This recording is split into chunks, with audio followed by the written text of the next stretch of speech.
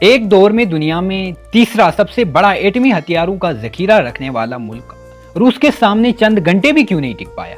روس کس وجہ سے یوکرائن سے اس قدر جلدی جنگ جیت رہا ہے؟ یوکرائن کو اس کی کون سی غلطی لے ڈوبی؟ کیا امن کی آشا، امن کی خواہش یوکرائن کی سب سے بڑی کمزوری رہی؟ یوکرائن اور روس کی جنگ کو لے کر دوسری ویڈیو کے ساتھ حاضر ہیں۔ اب اس میں ہم آپ کو بتائیں گے کچھ بنیادی اسباب، کچھ وجوہات جن کی وجہ سے یوکرائن یہ جنگ ہار رہا ہے اور روس اتنی جلدی یہ جنگ جیتا جا رہا ہے۔ تو چلتے ہیں اب ویڈیو کی جانب۔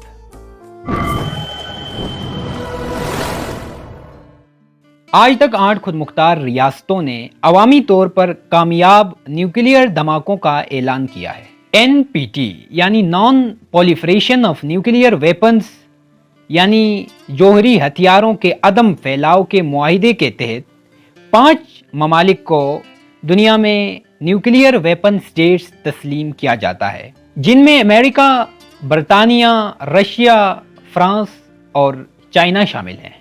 1970 میں NPT یعنی جوہری ہتھیاروں کے عدم پھیلاؤ کا معاہدہ نافذ ہوتا ہے، لیکن 3 ممالک کھلے عام اپنے جوہری تجربات کرتے ہیں کیونکہ وہ اس کے فریق نہیں ہوتے۔ ان ممالک میں پاکستان، انڈیا اور شمالی کوریا شامل ہیں۔ اسرائیل کو بھی جوہری ملک تصور کیا جاتا ہے، لیکن وہ سرعام اسے تسلیم نہیں کرتا بلکہ اس معاملے میں ابہام کی پالیسی کو برقرار رکھتا ہے۔ Stock home international peace research institute SIPRI کے مطابق 2021 تک دنیا میں جوہری ہتھیار یعنی نیوکلیئر ویپنز کی کل انوینٹری 13,080 تھی۔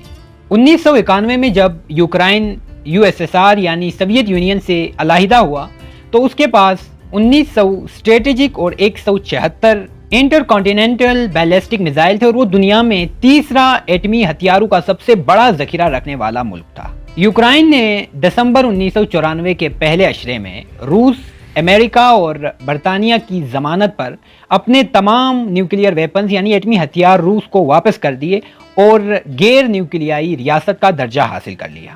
اس کے ساتھ یہ کام کرنے والے دیگر 2 ممالک بیلاروس اور قزاقستان تھے۔ یوکرائن کے اس اقدام کے پیچھے کئی معاہدوں کی ایک کڑی تھی، جس کا نتیجہ 1995 میں ایک فائنل معاہدے کی صورت میں نکلا، جس میں یوکرائن کو اس کی سرزمین کی حفاظت کی یقین دہانی کرائی گئی۔ یوکرائن کو اس ڈیل کے بدلے معاشی امداد اور بہت سارے مالی فوائد سے نوازا گیا۔ یوکرائن نے اس کے بعد بہت تیزی سے ترقی کی۔ یونیسکو کی 2020 کی رپورٹ کے مطابق یوکرائن میں لٹریسی ریٹ یعنی شرح خواندگی پڑھے لکھے افراد کی تعداد 99.97% ہے، قریباً 100%۔ یوکرینی یونیورسٹیز میں تعلیم حاصل کرنے کے لیے کئی ممالک سے لوگ آ جاتے ہیں، لیکن یہاں سوال یہ اٹھتا ہے کہ کیا یوکرین کو اس کی تعلیم نے بچا لیا؟ اگر ہم آج کی جنگی صورتحال دیکھیں تو بالکل نہیں، یوکرین کو اس کی تعلیم نہیں بچا سکی، کیونکہ روس کی افواج اس کے دارالحکومت کیف کے دروازے پر کھڑی ہے۔ امریکہ اور یورپی یونین جنہوں نے یوکرائن کو اس کی سر زمین کی حفاظت کی ضمانت دی تھی، وہ آج یوکرائن کے صدر کے بار بار فریاد کے باوجود بھی فوجی امداد بھیجنے سے گریز کر رہی ہیں۔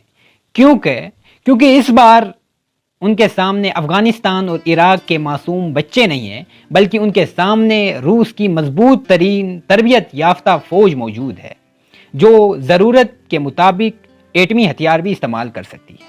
اگر یوکرائن اسے ورثے میں ملنے والے ایٹمی ہتھیار روس کو واپس نہیں کرتا بلکہ ان پر کام کرتا تو شاید آج روس اس قدر دیدہ دلیری کے ساتھ ان پر حملہ نہیں کرتا۔ ایک طرح سے دیکھ لیں تو یوکرائن کی زبوں حالی اس ابتر صورتحال کا ذمہ دار اس کا ضرورت سے زیادہ امن پسند وہ ٹولہ ہے جو روس کو ہتھیار واپس دینے کی حمایت کر رہا تھا۔ یوکرائن اور روس کی پالیسیز میں فرق ایک چیز سے پوری طرح واضح ہو جاتا ہے، وہ یہ کہ یوکرائن کی ریاست نے اپنی نوجوان نسل کے ہاتھ میں قلم دیا، انہیں علم دیا، انہیں ریاست کے روشن مستقبل کا تعین کرنے کا اختیار دیا، انہیں علمی لحاظ سے مضبوط کیا، مگر دوسری طرف ان کے ہاتھ سے بندوق یعنی ایٹمی ہتھیار چھین کر انہیں جسمانی حفاظت سے معذور کر دیا۔ جبکہ دوسری طرف رشیا یعنی روس کی بات کریں تو اس نے ایک ہاتھ میں قلم پکڑا، علم حاصل کیا جس کی بنیاد پر آج وہ یوکرائن پر سائبر حملے کر کے تمام نظام زندگی مفلوج کر رہا ہے،